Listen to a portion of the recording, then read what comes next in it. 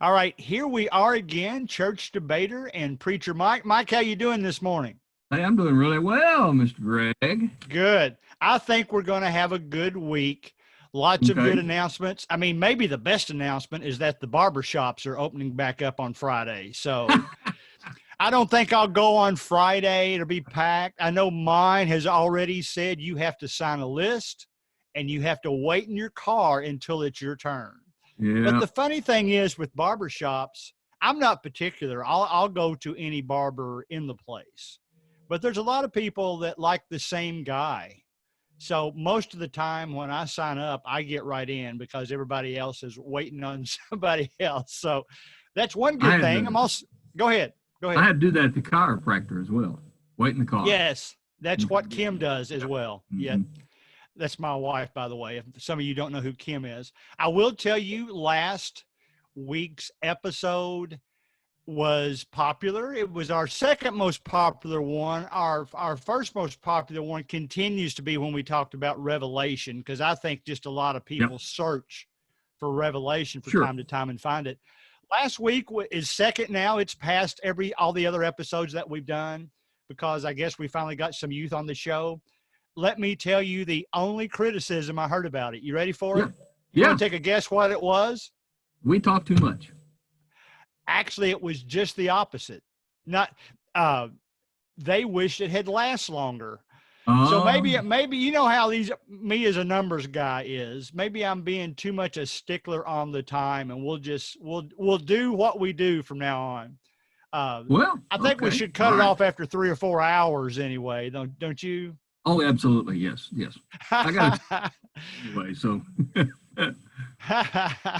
I I made my 7 a.m. Kroger run this morning because since I'm mm, 62, I get to shop with all the rest of the senior citizens.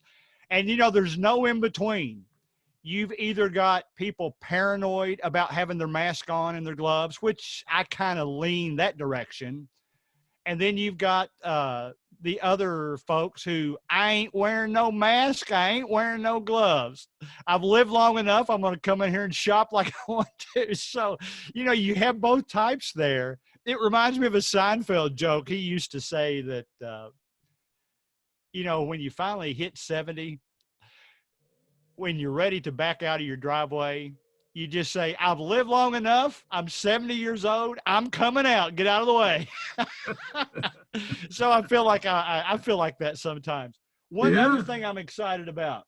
Yeah. It looks like we might have some summer sports Yeah. that I know. we'll get back to those soon. We might have Major League Baseball in July. It's looking more and more like that.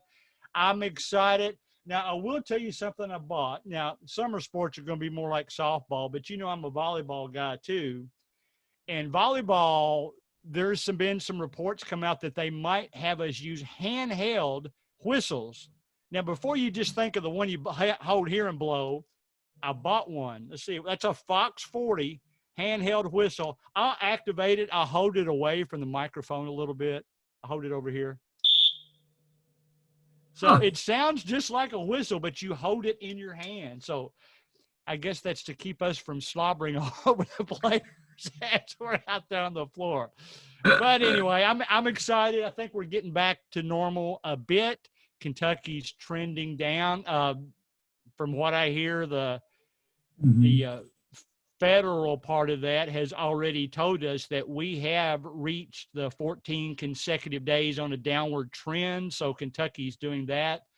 We also got a lot more. Our unemployment is higher than any other state in the country too. So I don't know if one goes Really? with the other. It is. It's I didn't know 40% that. now. So Kentucky's Huh. got the highest, and it's about we've closed more probably businesses than most others. I don't know, but we shall see. We are visiting our friends, whom you also know, in St. Louis here in a couple of weeks.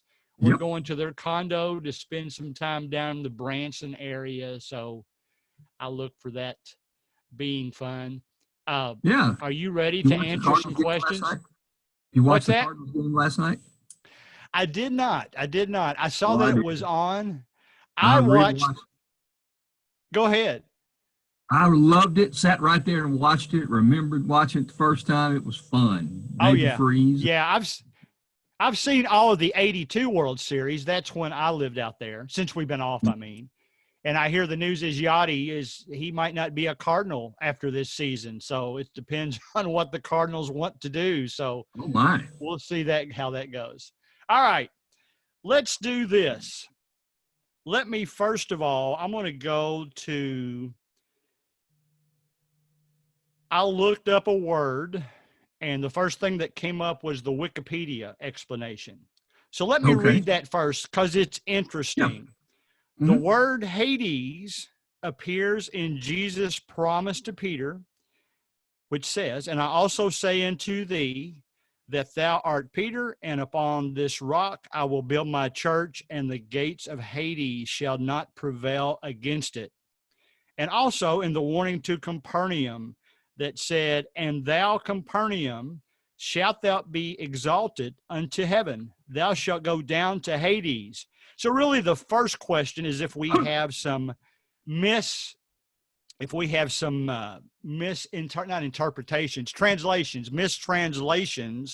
on the way it's worded there. But let me also throw this in here. Luke 16:23. It's part of the story of the rich man and Lazarus. I'll just read one of the verses that says Hades. "And in Hades, being in torment, he lifted up his eyes and saw Abraham far off and Lazarus at his side." So the first question today, we'll have a Hades and heaven and hell theme today. So Okay. tell us, what in the world is Hades? Hades simply means, the Greek word Hades means place of the dead. That's all it means. It is a neutral word. It is neither negative nor positive. It is neutral. It corresponds roughly to the Hebrew word Sheol, which means the grave.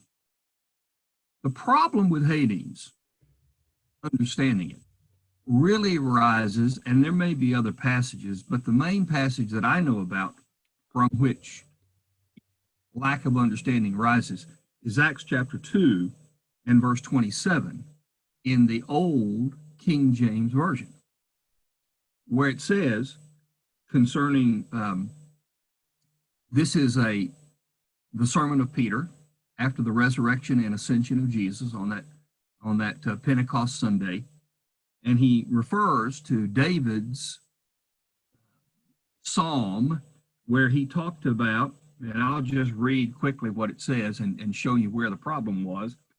"I foresaw the Lord always before my face. He is at my right hand that I may not be shaken. Therefore my heart rejoiced, my tongue was glad. Moreover, my flesh also will rest in hope, for you will not leave my soul in Hades, nor will you allow your Holy One to see corruption."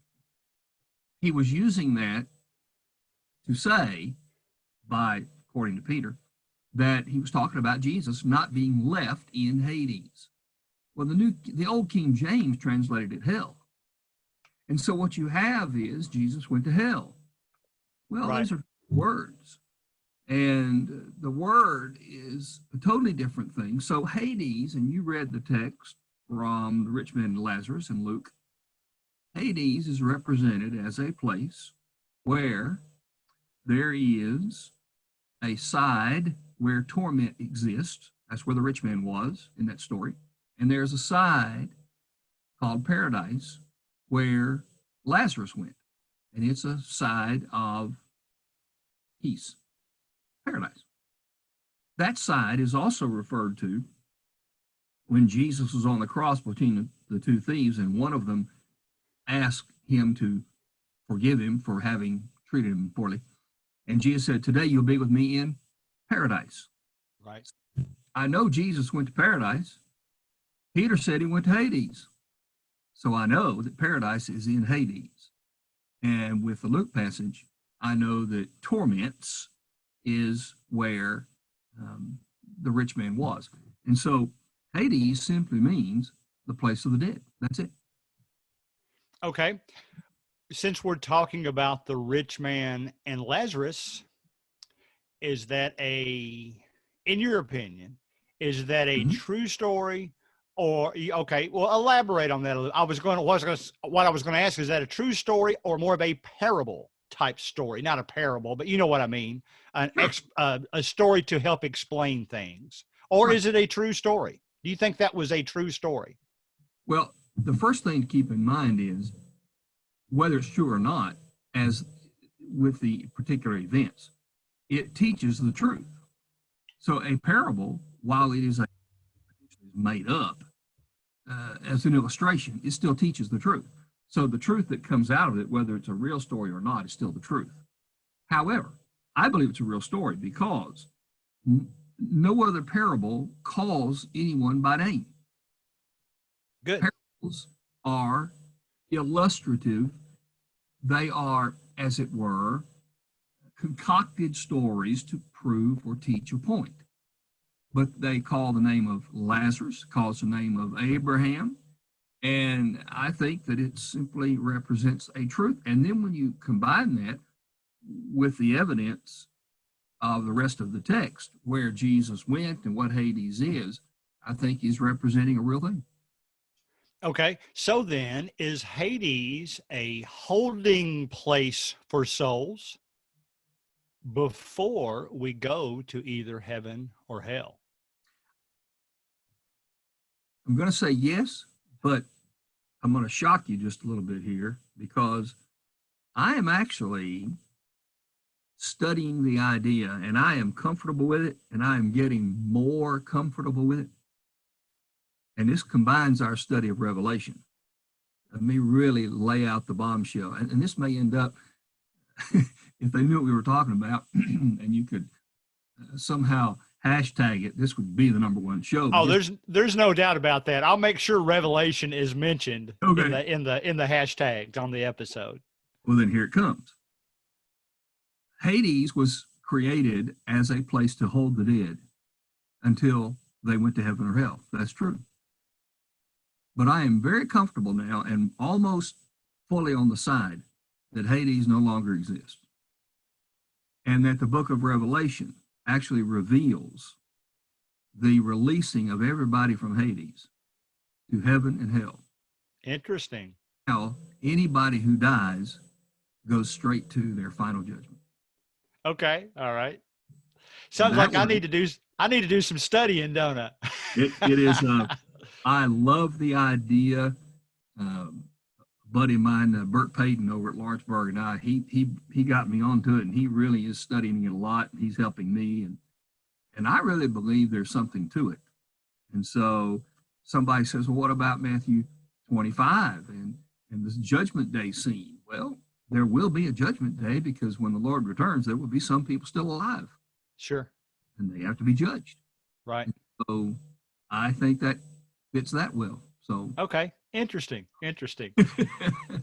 Let me ask you some more questions about heaven and hell then. First of all, one thing that always pops into my mind, and I've heard one of our brothers mention it as well, when we talk about the streets of gold in heaven, we're pretty much convinced that that is figurative, and since we have such a hard time to comprehend spiritual things, it's a way to help us realize that it's going to be so good. It'll be just as there's streets of gold and pearly gates. Now, that's one thought. Let's flip it to the other side. Hell is supposed to be a place of fire. Is that a descriptive term, or is there really going to be fire? Well, I think it's, by definition, they all have to be descriptive terms because it's a spiritual place. And there cannot be a physical anything in a spiritual place. Good.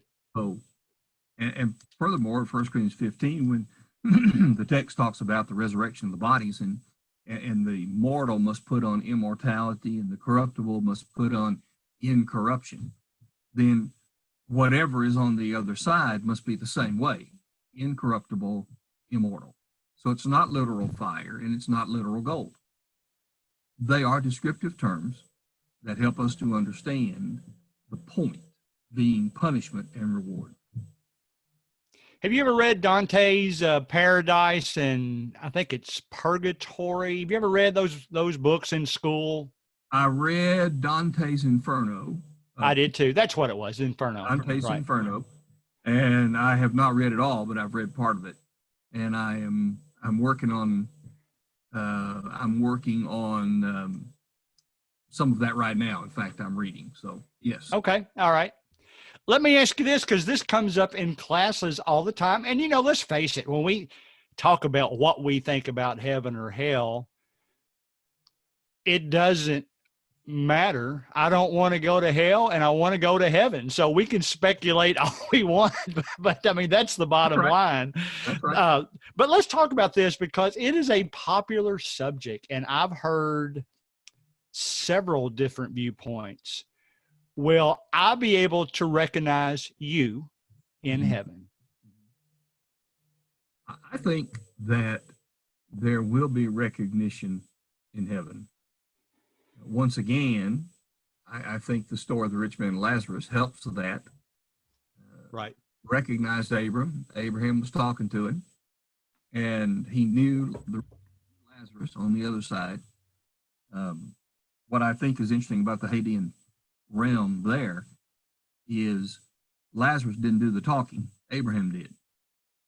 And so when he said there's a great gulf fixed between the two and you can't go back and forth between the two, it is interesting that the rich man could see over into paradise. Right. But Lazarus wasn't speaking. Abraham was doing the speaking, which seems to say to me, Lazarus was prevented from seeing anybody he might have known who went to that side. But the rich man was permitted to see everything he was missing. And so I do believe that we will know each other. I believe that is exactly what's going to happen. And we will be, now, do we know each other physically? Certainly not. I think we know each other in reality. That is our real self. And therefore, the real self is who we really are. You and I have an idea of each other's real self, but we don't know each other real self fully. But I think in heaven we will. We will know each other. In fact, that's the idea, I think, of perfect knowledge. It's to know fully. Right. Right. Good. And that reminds me also of what you mentioned a couple of weeks ago when I talked about how it's been a couple of years since my father passed away, and how we talked about in high school class one time when I was teaching high school class that, will he be able to see things that I shouldn't be doing now? And maybe with your rich man and Lazarus, what you stated about them, probably not, because that would take away from the paradise of that situation. So I think that was a good answer. Let's close with this question, and feel free to talk as you want to, because this isn't a quick answer. Well, there is a growing number of people, and I've heard it discussed in New Testament church services that I've attended more so over the last 5 years. I'll start by mentioning the name Edward Fudge, who is passed on. He at one time set out to correctly diagram the different, heaven and hell and how they're both eternal, and apparently ended up convincing himself that heaven was eternal, but in hell you eventually perish. And one of the verses he uses, and I'll just quote it because everybody knows it, John 3:16 is one of the verses they use, because it said, "For God so loved the world that he gave his only begotten Son, that whosoever believeth in him should not perish, but have everlasting life," almost as if perish in hell is one side and everlasting life is another side. So there's a growing trend. And I know, some of the speakers that we have had from time to time, there's some that go along with that. And maybe, it's really not right for me to ask you, are they wrong? maybe the better question is there a possibility they're right? Can we prove that idea wrong? Do we know for sure that hell is eternal as well? Or is it a place where we will, I don't want to say we, where sinners will eventually be burned up and perish? I think that the first answer is that it doesn't matter, because the whole presentation is such that whatever is lost because of going there, you'll know it, you'll feel it, you'll understand it. And whatever is gained by going to heaven, we will feel, know, and understand. Now, we're also talking about an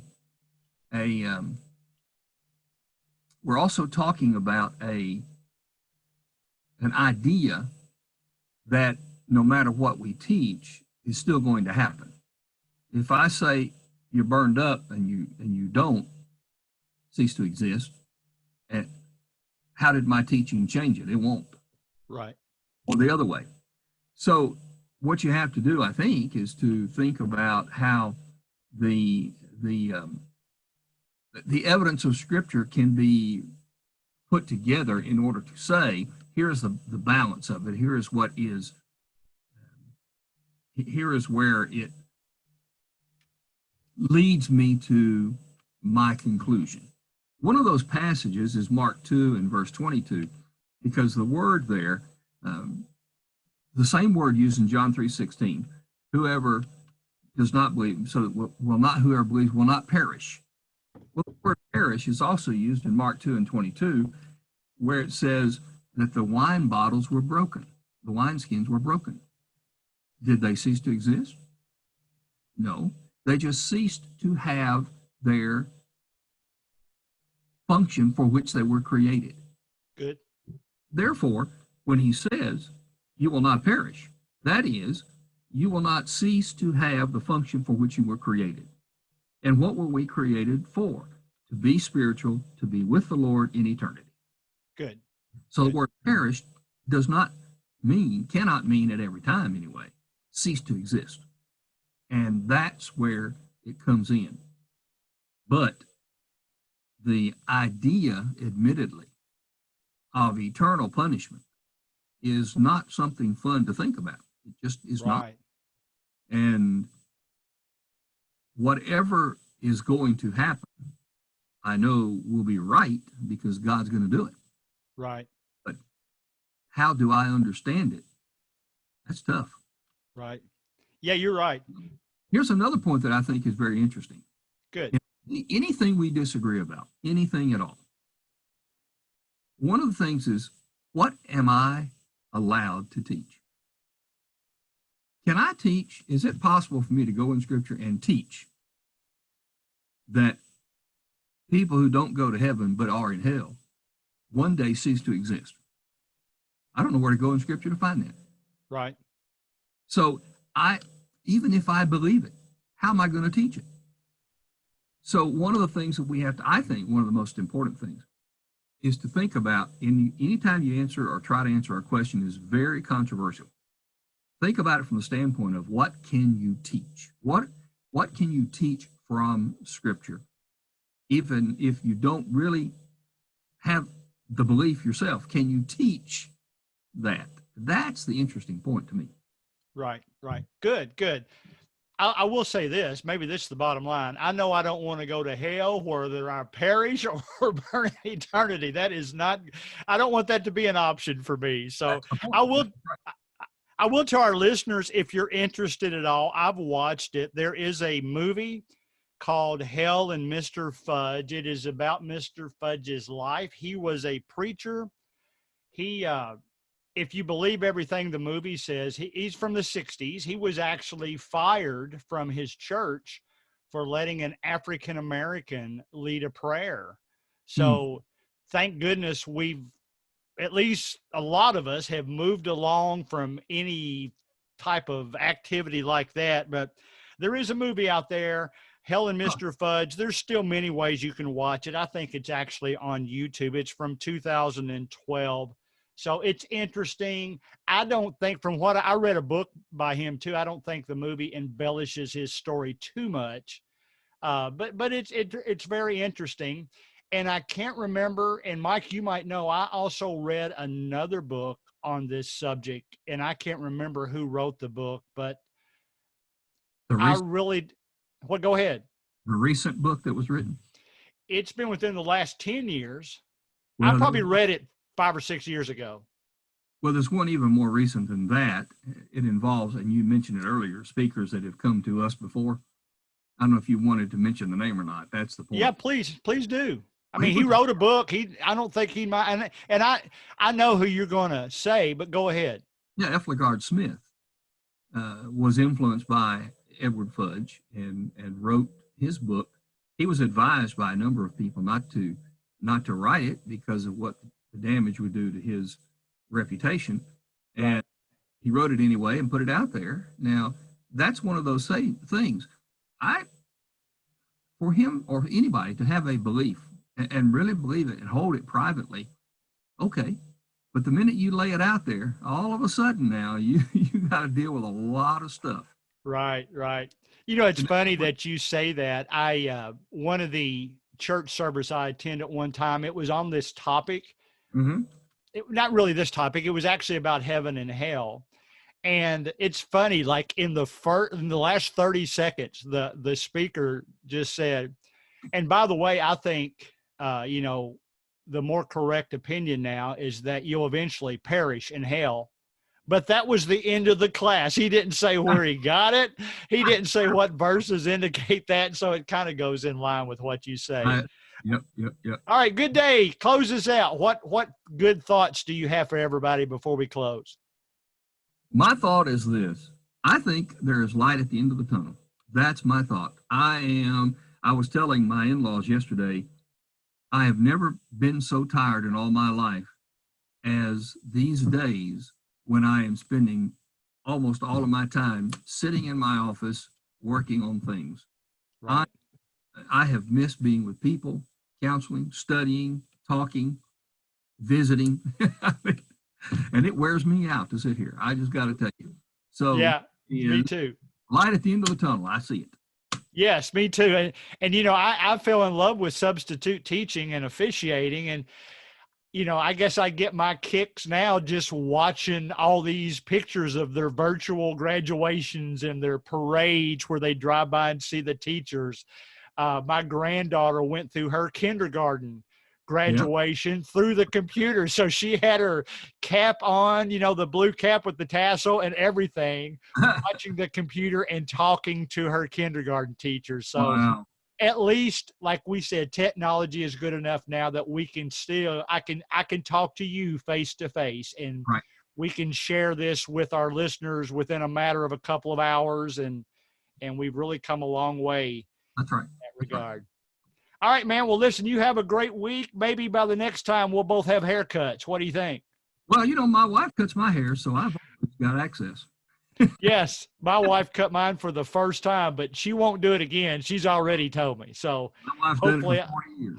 So. I'm going on vacation to Missouri in, I think that's going to be June 6th. So I think I'll hold off and have my haircut right before that. So There you go. have a great week, guys. We will see you soon. Bye-bye.